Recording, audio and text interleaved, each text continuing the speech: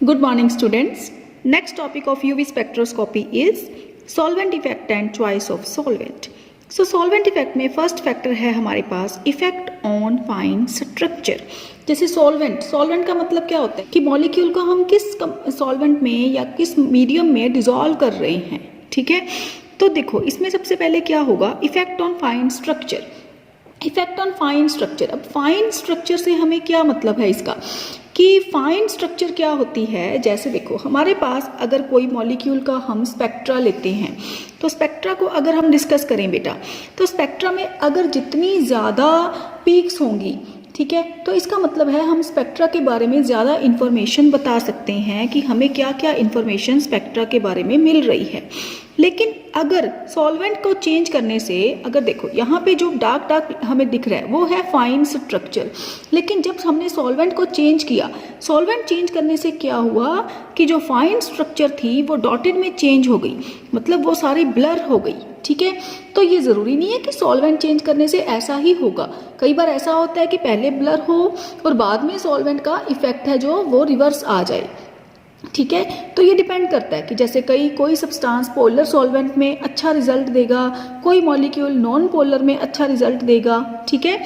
सो इसमें क्या है कि वेपर फेज में हमारे पास जो फाइन स्ट्रक्चर है ना बेटा, वो एक्चुअल में वेपर फेज में बेस्ट ऑब्जर्व होती है हमारे पास, ठीक है। तो ये जो हमने डार्क लाइंस दिखाई हुई हैं, ये जो पीक्स दिखाई हुई हैं, ये वेपर फेज की स्ट्रक्चर है। लेकिन जब हमने इसको ऑब्जर्व किया वाटर में तो सॉल्वेंट चेंज कर दिया, तो उससे क्या हुआ, ये जो फाइन स्ट्रक्चर थी ये क्या हो गई, ब्लर। तो सिर्फ हमारे पास ये वाली पीक आ गई जो हमें डॉटेड शो हो रही है। तो उससे क्या हुआ कि जो मेन यूजफुल इंफॉर्मेशन थी वो हमें हमारे पास नहीं रही, ठीक है। तो इफेक्ट ऑन फाइन स्ट्रक्चर में बस आप इतना ही लिखोगे कि सॉल्वेंट चेंज करने से क्या होता है कि स्ट्रक्चर ब्लर हो जाती है, स्पेक्ट्रा ब्लर हो जाता है, और फाइन स्ट्रक्चर है जो वो किस में बेस्ट ऑब्जर्व होती है, वेपर फेज में। सेकेंड है बेटा हमारे पास effect on position and intensity of absorption maxima. तो अगर तो हमारे पास कोई कंपाउंड है जो नॉन पोलर है तो उसके ऊपर तो कोई इफेक्ट नहीं पड़ेगा, लेकिन जो पोलर कंपाउंड्स होते हैं उसके ऊपर इफेक्ट पड़ता है। पहले हम करेंगे क्योंकि हमारे पास मेन 2 टाइप की ट्रांजिशंस होती हैं, एक है N2 pi star, second is pi to pi star. तो N2 पाई स्टार में बेटा हमारे पास सबसे पहले क्या है कि अगर सपोज हमने पोलैरिटी को इंक्रीज किया, किसकी पोलैरिटी को, सॉल्वेंट की पोलैरिटी को इंक्रीज किया, तो जो ट्रांजिशंस हैं वो कहाँ शिफ्ट होगी, शॉर्ट वेवलेंथ की तरफ, ठीक है। N2 पाई स्टार ट्रांजिशन कहाँ शिफ्ट होगी, शॉर्ट वेवलेंथ की तरफ, ठीक है। जैसे हमारे पास एग्जांपल है बेटा कि एसीटोन इन हेक्सेन। तो एसीटोन का स्पेक्ट्रा हम देख रहे हैं किसमें, हेक्सेन में। तो हेक्सेन क्या है हमारे पास, hexane is non polar solvent, ठीक है। तो उसमें उसकी वेवलेंथ कितनी आ रही है, 279 नैनोमीटर। लेकिन जब हमने पोलर में चेंज किया सॉल्वेंट की पोलैरिटी को चेंज किया, हेक्सेन को कहाँ पे, हेक्सेन की जगह हमने क्या ले लिया, इथेनॉल, फिर हमने लिया वाटर। तो क्या हो रहा है, इथेनॉल एंड वाटर में से वाटर की पोलैरिटी क्या है, ज़्यादा। तो पोलैरिटी चेंज करने से क्या होता है, हमें पता है कि ट्रांजिशन कहाँ शिफ्ट होती है, शॉर्ट वेवलेंथ की तरफ, ठीक है।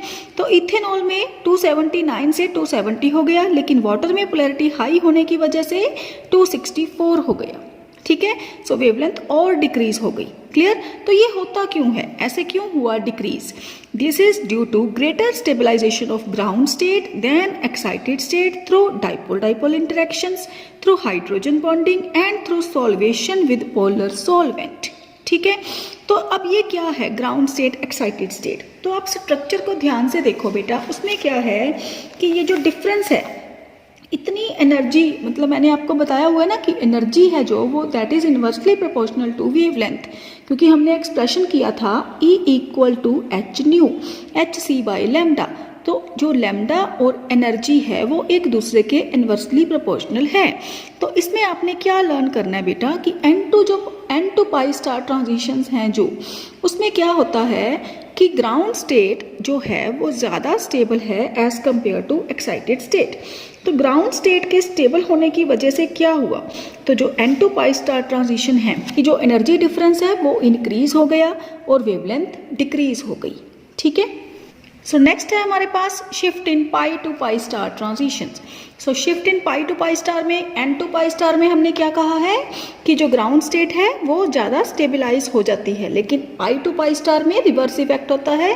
वहाँ पर हमारे पास एक्साइटेड स्टेट ज़्यादा स्टेबलाइजेशन होने की वजह से एनर्जी कम हो जाती है और जो एब्जॉर्प्शन मैक्सिमा है that shift towards longer wavelength. ठीक है, सो डायग्राम में भी आप देख सकते हो स्टेबलाइजेशन हम कैसे दिखाएंगे ज़्यादा, उसकी एनर्जी को कम करके, क्योंकि energy and stability is inversely proportional to each other. Third है बेटा हमारे पास shift in n to sigma star transitions. ये क्या होती हैं? Sensitive to hydrogen bonding. So hydrogen bonding की वजह से भी क्या होता है, वेवलेंथ कम हो जाती है। ठीक है, सो ओवरऑल हम क्या बोल सकते हैं कि if a group is more polar in ground state than the excited state, तो एब्जॉर्प्शन मैक्सिमा किधर शिफ्ट होगा, शॉर्ट वेवलेंथ की तरफ। And if a group is more polar in excited state than the ground state, then absorption maxima will shift toward longer wavelength. ठीक है, so this is all about the effect of solvent. So next है हमारे पास choice of solvent. तो choice of solvent कौन सी होनी चाहिए? तो सॉल्वेंट कैसा होना चाहिए? Solvent should be transparent in wavelength region, it should be less polar. तो इसका मतलब क्या है? क्योंकि हमने देखा है कि पोलैरिटी की वजह से क्या होता है, स्ट्रक्चर के ऊपर, स्पेक्ट्रा के ऊपर इफेक्ट पड़ता है। सो इसलिए उसकी पोलैरिटी कम होनी चाहिए।